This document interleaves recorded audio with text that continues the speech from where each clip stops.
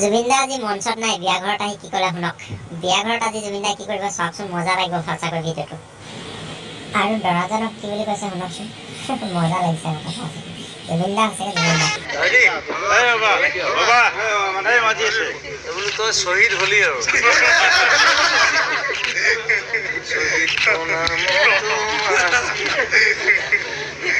De all the best. Thank you. For the journey. কেনেকুৱা হ'ব? It's a journey, yes.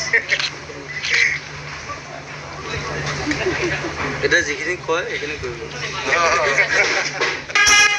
কাষতে বজাই আছিলে বেণ্ড পাৰ্টি আৰু বেণ্ড পাৰ্টি বজাবলৈ ইতিমধ্যে জুবিন গাৰ্গ আহি গ'ল আৰু জুবিন গাৰ্গে ইয়াৰ বেণ্ড পাৰ্টি বজাই থকা আপোনাৰ দেখা পাই আছে আৰু এই বিশেষ ভিডিঅ'টো ইতিমধ্যে ছ'চিয়েল মিডিয়াত ব্যাপকভাৱে ভাইৰেল হৈ পৰিছে।